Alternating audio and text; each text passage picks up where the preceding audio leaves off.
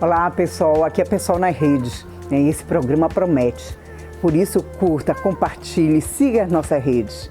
Hoje nós teremos a abertura aqui a companheira Débora Camilo, vereadora de Santos, que vai falar sobre os tristes episódios agora durante o Carnaval.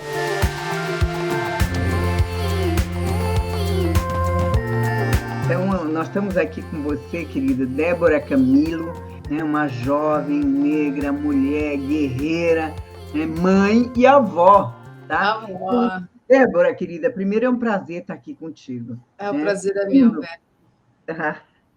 Segundo, eu queria te perguntar, porque esse carnaval foi meio triste, né, para nós, porque ao mesmo tempo que nós olhávamos as escolas de samba, os blocos, nós vimos o drama humano terrível, né, no litoral norte de São Paulo. Então, a imprensa toda fala em desastre natural, né? Mais uma vez, mais um desastre natural, e isso já aconteceu no Ceará, em Pernambuco, na Bahia, em Minas Gerais, na Serra, no Rio de Janeiro, no Rio, agora, mais uma vez, na Baixada Santista. Então, eu te pergunto, o que tem de natural desses desastres? Berna, primeiro eu quero agradecer o convite, dizer que é sempre uma honra estar ao teu lado, né? Assim, é sempre um grande aprendizado, né? E eu fico muito feliz em poder estar fazendo essa conversa, né, com você. E infelizmente a gente teve aí um carnaval marcado, né, por mais essa tragédia, né? E uma tragédia anunciada. E infelizmente o que a gente tem visto na mídia, né, e por parte dos políticos, né, dos governantes dessas cidades, falar em catástrofe natural. Na verdade, o que a gente tem é uma catástrofe social que foi evidenciada por um evento natural. Então, a gente teve aí fortes chuvas que já são esperadas. Infelizmente, a tendência é que esse panorama ele aumente, né, a cada ano, porque a gente vive num planeta em que há uma exploração, né, do meio ambiente de forma incontrolada. É o capitalismo que faz isso, né? Então a gente explora de uma forma descontrolada e faz com que eventos como esse acabem ocorrendo com mais facilidade, né? Então, o aumento das chuvas, o aumento da temperatura, onde deveria estar chovendo está com seca, né? Então, é isso que, infelizmente, a gente vai enfrentar por conta dessa exploração descontrolada. E, então, a gente precisa repensar a forma que a gente vive, a forma que a gente produz, porque a gente vive, né, no planeta Terra. Então, não tem como a gente achar que dá para ter, né, essa postura que, infelizmente, há dessa exploração, sem que a gente seja atingido, né? E o que a gente encontra, né, acaba vendo a maioria da população, que é pobre, né? E que está sem acesso a uma moradia digna, acaba sendo a mais atingida. Então, a gente tem aí... Eu queria perguntar para ti, desculpa te interromper, Débora, mas o que nós vemos é que poucas mansões foram atingidas, né? Poucas casas com alguma estrutura foram atingidas, e a maioria foram casebres ou casas construídas com enorme dificuldade por trabalhadores que choravam vendo seus bens, perdendo os seus familiares, né? Os seus vizinhos, seus amigos. Então, por que esses desastres naturais atingem principalmente os pobres? E são esses pobres que fazem com que a população, né, que está nessas mansões tenham condições de estar ali. Então, essas pessoas trabalhadoras constroem essas mansões que elas nunca vão conseguir estar e são mal remuneradas, acabam indo para locais que não deveriam ser habitados, né, por conta porque são locais onde há um perigo eminente, e acabam tendo que estar nesses lugares porque não há, né, uma política habitacional que faça com que elas estejam morando em locais em que não haja um perigo. né? Então, elas são obrigadas, né, a estar nas encostas, nos morros, em locais que alaga, e as pessoas que têm condições estão em locais onde não dificilmente um desastre desse tamanho vai acontecer. E aí eu queria lembrar uma declaração que o prefeito de São Sebastião fez, e eu acho importante também que as pessoas não coloquem, né, não olhem essa declaração do prefeito como enxergando o prefeito como uma vítima disso, porque o prefeito diz que eles tentaram, né, fazer 400 moradias na área nobre e não conseguiram, porque empresários não permitiram. Mas ele é o poder público, ele representa a população, e qual foi, né, a atitude que ele tomou para enfrentar esse empresariado? Então, a gente precisa pensar que ele, enquanto representante da população, ele deveria ter enfrentado essas pessoas. Então, ele também tem responsabilidade sobre isso, essas pessoas que fizeram essa articulação, né, com empresários e pessoas com mais condições financeiras que não permitiram, né, a associação de moradores que ele cita, que não permitiram essas construções em áreas ditas nobres, também precisam responder. Mas ele tem responsabilidade porque ele deveria ter enfrentado isso enquanto prefeito da cidade. Então, não é possível, né, que o poder econômico determine onde essas pessoas vão morar ou não. Porque, na verdade, isso é determinar quem vai morrer ou quem vai sobreviver no momento de um desastre como esse. Então, há uma necessidade de a gente repensar a forma que a gente vive, da gente debater a questão ambiental, e aqui, né, o nosso mandato faz esse debate. Então, há necessidade de se avaliar, né? É claro que agora, nesse momento desse desastre, a gente precisa fazer com que essas pessoas tenham condições de se reerguer, né? E não dá simplesmente para tirá-las, né? Porque já há uma determinação que se retire as pessoas que se negam a sair dessas áreas, mas para onde elas vão? Elas vão para abrigos? Já há um programa habitacional para elas? Porque, infelizmente, né, isso vai continuar ocorrendo se não houver um combate, né, à falta de habitação, né, um combate a essa desigualdade que a gente, em momentos como esse, a gente vê evidenciada, né? Então, é uma catástrofe social,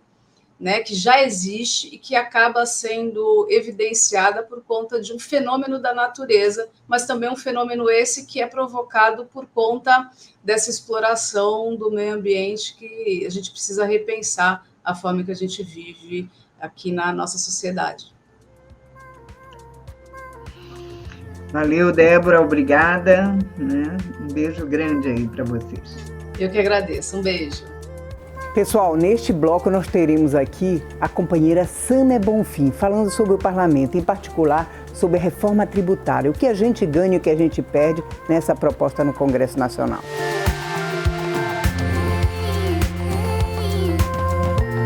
E o pessoal nas redes, hoje aqui com uma convidada especial, Sâmia Bonfim, né, mulher guerreira, uma guria que foi eleita aí por São Paulo, e com uma força muito grande, principalmente da juventude, que viu nela a possibilidade de uma nova política, né? Um novo momento para São Paulo, com a presença dela no Congresso Nacional. E ela não tem feito feio, não, viu? A coisa ali é uma mulher guerreira e dura. Vamos lá, Sâmia, além de ser mãe do Hugo, né? Fale aqui um pouquinho com a gente, é um prazer te ter aqui. E hoje a gente queria falar um pouco sobre reforma tributária. Esse país é um país muito rico, né?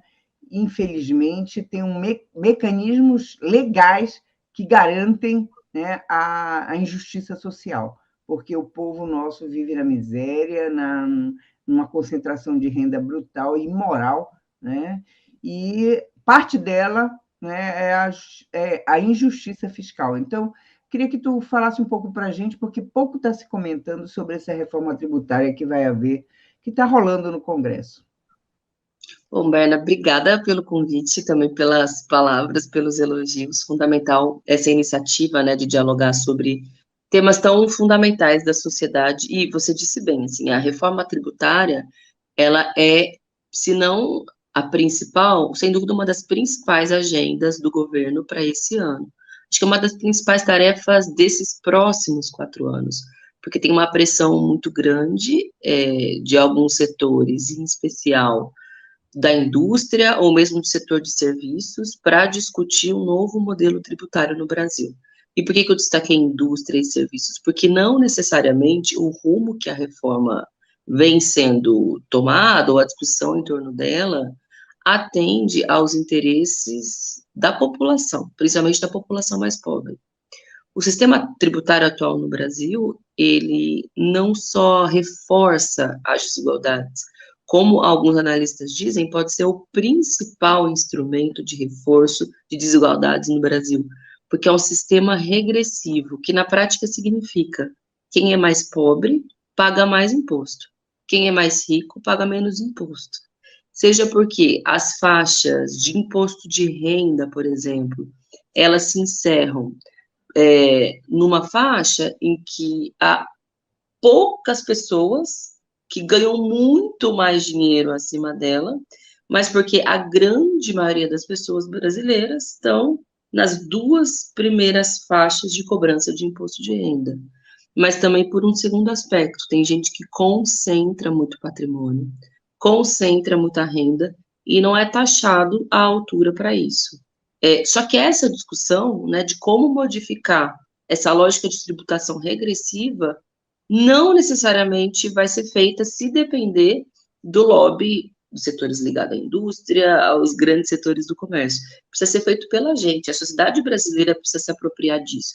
Todo mundo sabe o que significa a alta taxação sobre o consumo, por exemplo. Se você é rico, se você é pobre, você paga exatamente o mesmo imposto sobre o quilo do arroz. É por isso que, para quem é mais pobre ou de classe média, tem um peso muito maior a tributação no Brasil. Isso precisa acabar, isso precisa ser revisto para que a gente tenha, de fato, mais justiça social no Brasil. Os salários já são muito baixos, as pessoas já estão em condições de dificuldade. Quando elas observam que a lógica dos impostos, que muitas vezes é invisível, né, está em todo o movimento, qualquer compra que elas façam na sociedade, acaba se expressando como mais um fator de injustiça, de diferença entre as classes sociais, fica uma situação pior, mas, por outro lado, mais fácil para a gente discutir com o povo, da forma como está, não dá. E essa é a nossa perspectiva, assim, de atuação sobre a reforma tributária. A gente vai defender essa lógica, uma lógica progressiva, de justiça social, de taxação de grandes fortunas, de tirar a concentração básica, né, da cobrança de impostos no Brasil sobre a lógica do consumo e modificar as faixas de imposto de renda. O Lula pautou isso durante a campanha, né? Ele dizia que vai propor a isenção de imposto de renda para quem ganhar até 5 salários mínimos, que é uma discussão que a gente vai fazer, já está sendo feita, já tem projetos de lei protocolados nesse sentido, que muito provavelmente se transformarão em emendas depois no transcorrer da reforma tributária, mas é um debate que precisa ser feito, Berna, senão pode ter alterações tributárias que possam atender a setor Y, a setor X, mas que não vão necessariamente atender aos interesses da maioria do povo. Tem que ser esse o nosso objetivo, né? Obrigado, Sâmia, porque realmente eu só dando um exemplo da universidade. Hoje, um professor universitário está na mesma faixa do imposto de renda do que os Marinho, os Gerdau da vida, né? Os ricos desse país. Então, é absurdo. Excelente exemplo, né? Exato. É um escândalo. Ou os pequenos, né, que pagam uma fortuna. Eu até dizia na nossa campanha salarial agora dos servidores públicos, eu dizia, eu prefiro reajustar a tabela, porque eu ganho mais do que qualquer 9%, 10% que o governo venha a dar. Então, obrigada, Sâmia, valeu aí essa força, e vamos lá. É isso, Berna, vamos seguir na luta, propor todas as nossas bandeiras históricas e necessárias, para que nessa oportunidade, nessa janela de oportunidade que vai ser a discussão da reforma tributária, a gente consiga algo progressivo e mais justo para o povo. Obrigadão, Berna. Beijo grande, mulher. Um beijo, tchau, tchau, tudo de bom. Agora vai falar para nós, no pessoal nas redes, Vitor Costa, um dirigente da Eletrobras, que lutou contra a privatização e está dizendo como continua essa luta agora contra a bandidagem da privatização feita por Bolsonaro.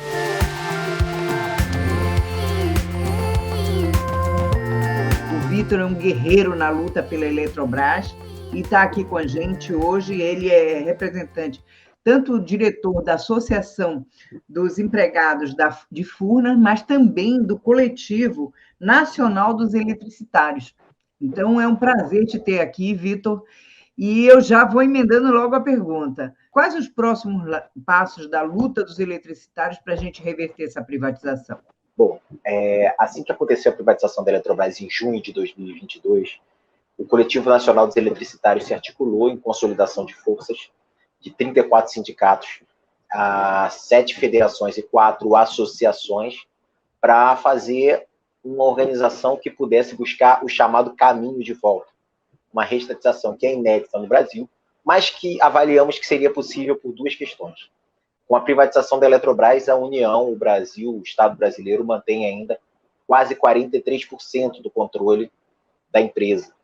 Além disso, sendo uma privatização recente, nós acreditamos que entre junho de 2022 e a possibilidade do fim do ciclo Bolsonaro em dezembro de 2022, nós teríamos pouco tempo e a possibilidade de reversão desse processo. Então, o que nós fizemos foi construção de propostas, de caminhos possíveis de volta, apresentamos ao programa da chapa Lula-Alckmin, e parte do que a gente escreveu e apresentou entrou no programa. Trabalhamos pela eleição dos parlamentares do nosso campo e também, obviamente, dessa chapa do Lula. E com a eleição do Lula participamos da transição e estamos o tempo todo nos articulando em coletivo, em união com outras entidades, outras categorias e movimentos sociais para estar reportando ao governo recente o que foi a privatização da Eletrobras. Eles estão cientes de tudo que aconteceu. Quando o ministro Lula evoca a Advocacia Geral da União falando que vai buscar reversão desse processo através da AGU, é porque ele já foi informado, já foi posicionado de todas as ilegalidades desse processo e dos riscos que o país corre com uma eventual privatização da Eletrobras. Aumento de conta de luz, risco de oligopólio privado no informador de preços, risco de desindustrialização até por desabastecimento. Enfim, a gente tem inúmeros riscos, risco ambiental. A privatização da Eletrobras, ela pressupõe aí um monte de usinas termoelétricas na matriz. Então, por tudo isso, a gente viu aquela declaração forte do presidente Lula falando que é uma bandidagem, um crime de lesa pátria, e é mesmo, nós sabemos que é. A gente não pode dourar a pílula quando se trata de algo tão delicado. Quando o Amapá ficou sem luz 22 dias, foi a Eletrobras estatal que salvou o estado do Amapá. E se o Brasil ficar sem luz? Quem vai salvar o Brasil com a Eletrobras privatizada? Então, são essas questões que se apontam nesse momento e a gente tem que saber ter a sobriedade para tratar desse assunto da forma que tem que ser definido. A gente vê um encaminhamento muito forte do governo Lula para que se haja reversão e a gente acredita muito. Os trabalhadores estão mobilizados em consolidação de forças. Nós devemos fazer um ato agora no dia 15 de março, em Brasília, para tratar disso. Nós estamos nas redes sociais com a nossa campanha Salve Energia, vocês vão achar no Instagram, no Facebook, no Twitter.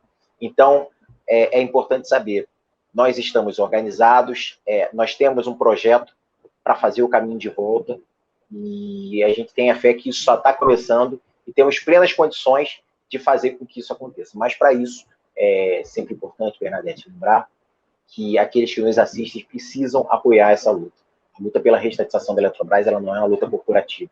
Ela precisa passar por toda a sociedade brasileira, porque é uma causa que atinge a cada um e a cada uma de nós. O pessoal na Redes entrevista Carla Ferreira. A Carla fez junto comigo um projeto da Escola Marielle Franco, né? E que agora foi traduzido para o espanhol e está sendo passado pela escola do Partido Morena no México, né? Junto também com um coletivo muito importante de dirigentes do movimento social chileno. Então, acompanhe.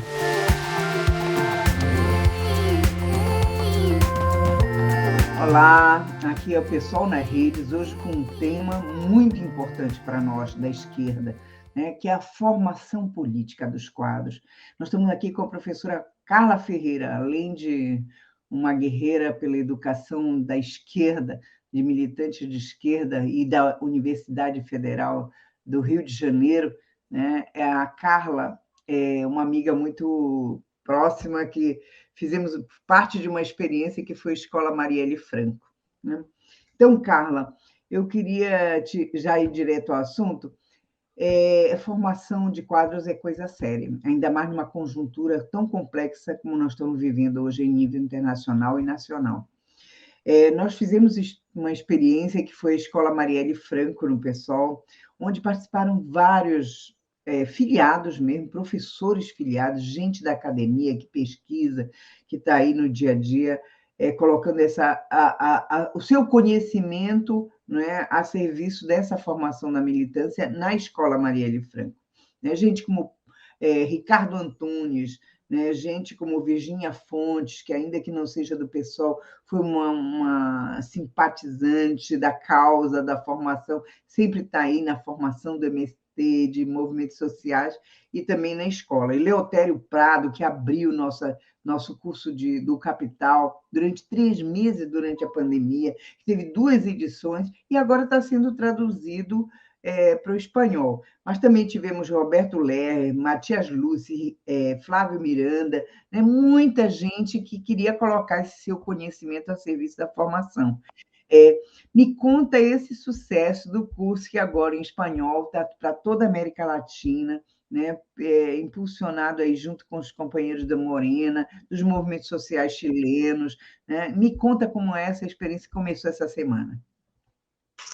Em primeiro lugar, olá a todos, olá Berna, muito obrigada pela oportunidade de estar aqui com vocês nesse espaço que é o Pessoal na Rede, que eu quero saudar, né? Acho muito importante que nós tenhamos um espaço como este no nosso partido. Dizer que nós estamos sim num momento de muita alegria, porque este curso que nós oferecemos em 2021, no primeiro semestre de 2021, pela Escola Marielle Franco, pela Fundação Lauro Campos, durante a pandemia, com essa qualidade incrível, né, com essa contribuição de pessoas que são especialistas, mas mais do que especialistas, são militantes socialistas, né? Porque é isso que nós fazemos, nós militamos pelo socialismo, ajudando a compreender, a interpretar a realidade. E este curso, sim, ganhou um interesse latino-americano muito grande, uma mobilização de movimentos sociais e políticos de vários países da América Latina, em especial no Chile e no México, e agora ganha essa edição especial em espanhol, que começou esta semana, com uma conferência inaugural do professor Henrique Dúcio, falando da atualidade do Marx para pensar a América Latina, e desde a América Latina, e que tem também um acréscimo do ponto de vista pedagógico, porque é um curso que vai contar a cada 3 blocos. O nosso curso original online ele é disponibilizado em espanhol, ele foi todo traduzido por uma socióloga mexicana, que conhece, né, que é tradutora também do português, e ele ganhou sessões interativas, né, de esclarecimento de perguntas e respostas, e aulas, verdadeiras conferências de debate. Uma delas, a primeira, acontece agora em março, que é sobre o método de Marx, com a Kátia Colmenares, uma filósofa da libertação marxista extraordinária do México. Também vamos discutir o capital no mundo do trabalho. O professor Ricardo Antunes está organizando a sua agenda para marcarmos a data, mas já confirmou. Teremos um debate sobre reprodução do capital e valor, discutindo o feminismo marxista, com a Elvira Contiero, que é nada mais, nada menos do que a responsável pelas finanças do Estado mexicano atualmente, é uma feminista de primeira ordem no México. Eu terei o prazer e a honra de estar ao lado dela neste debate. E ainda Marx na América Latina, com o Matias Lúcio, Lúcio Oliver e a Perla Valeiro. Então, nós estamos muito felizes. E também acredito que o curso, com essa repercussão que ele ganha agora, ele nos ajuda num debate muito importante, que é o debate sobre educação popular no sentido freiriano, né? Educação popular no sentido de uma educação e de uma formação que seja emancipadora, que forme sujeitos autônomos. E eu considero, e nós consideramos toda essa equipe que trabalha, quero aqui saudar o professor Paulo Henrique Furtado, que também é nosso parceiro nessa iniciativa, está ao nosso lado em todos esses momentos. Nós entendemos educação popular não como uma formação manualesca, que discute pequenos objetos e pequenos temas, não, mas aquela que habilita os nossos quadros a interpretar a realidade de forma autônoma. E para isso, se ninguém liberta ninguém, todos nos libertamos juntos, nós precisamos entender que o conjunto da nossa militância precisa ter acesso a uma formação de alta qualidade. E inclusive para conseguir colocar-se à altura do seu tempo, do nosso tempo. Um tempo de desafios imensos, um tempo de decadência violenta e letárgica do capital, que vem nos colocando desafios extremamente complexos e que nós não teremos uma nova direção política para a classe trabalhadora, para o movimento de mulheres, para o movimento negro, se esta militância não estiver formada no que há de melhor no pensamento crítico em escala mundial. E O Capital é, sim, uma obra inescapável que todos nós precisamos enfrentar, de preferência coletivamente, como vimos fazendo nesses cursos, não é, Bernadette? Com certeza, querida, e obrigada por essa tua dedicação. Nós sabemos que isso leva tempo, porque a Carla, ela tem um objetivo, né? A formação política também, além de tudo que ela colocou, ela é de forma profissional. É impressionante a qualidade, né? E todos os aspectos que ela se preocupa em garantir para que a gente ofereça o melhor possível. Então, Carla, muito obrigada por essa oportunidade e sucesso aí no México, né? E no nosso curso, que é espetacular. Quem acompanha em espanhol pode ver, né? Porque vai estar sendo transmitido pelas redes. Um beijo grande, muito mulher. Muito obrigada. Beijo. Boa luta. Esse foi mais um programa Pessoal nas Redes. Toda semana vai um episódio novo. Então, curta, compartilhe, venha conosco, siga as nossas redes.